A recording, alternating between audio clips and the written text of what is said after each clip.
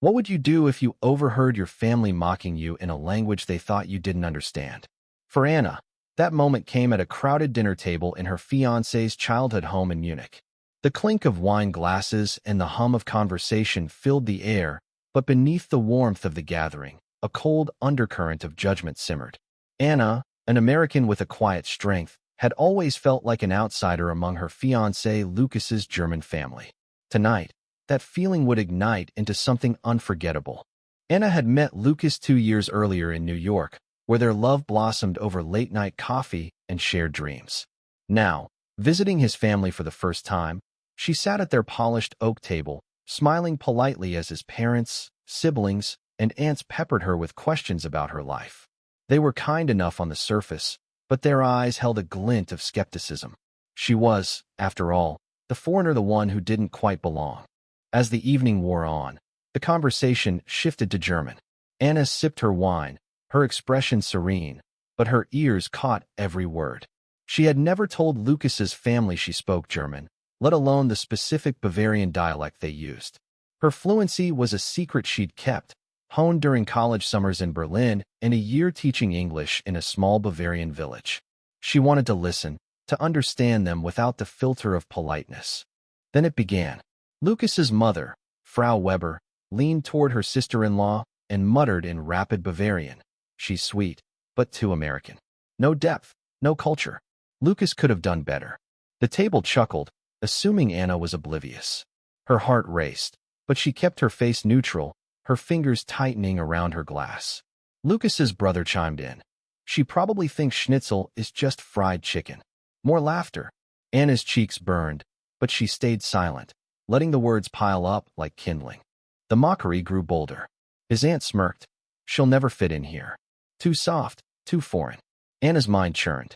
She could feel Lucas's hand on hers under the table, oblivious to the venom in his family's words. She wanted to scream, to walk out, but something deeper stirred a resolve to turn their arrogance against them. The conversation paused as dessert was served, and Anna saw her moment. She cleared her throat, her voice steady but warm, and spoke in flawless Bavarian dialect. "Frau Weber, I must thank you for the meal.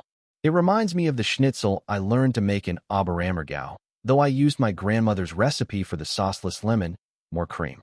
It's a shame you think I lack depth, but I'd love to hear more about your culture." The room froze. Forks hovered midair. Frau Weber's face drained of color, her mouth opening and closing like a fish. Lucas's brother coughed, his smirk vanishing. The aunt stared, her eyes wide with shock. Anna's words, delivered in their own dialect, were a mirror held up to their cruelty. Lucas turned to her, stunned, whispering, "You speak Bavarian?" Anna smiled, her voice soft but piercing. "I've spoken German for years, Lucas. I just wanted to listen first." The table was a tableau of guilt and disbelief. Frau Weber stammered. "We didn't mean Anna, we were just joking." But the excuse hung limp in the air. Anna's gaze didn't waver. "Jokes are funnier when everyone understands them," she said, her tone kind but unyielding. The rest of the evening was a masterclass in grace. Anna steered the conversation, asking about family traditions, sharing stories of her time in Bavaria, and even teaching Lucas's young cousin a few phrases in English. Each word she spoke was a quiet reclaiming of her place, a reminder that she was no outsider.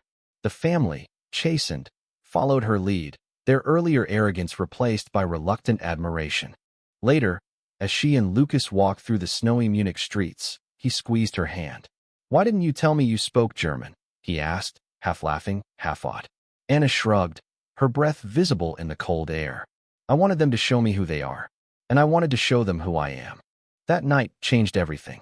Frau Weber, humbled, began to ask Anna about her life with genuine curiosity.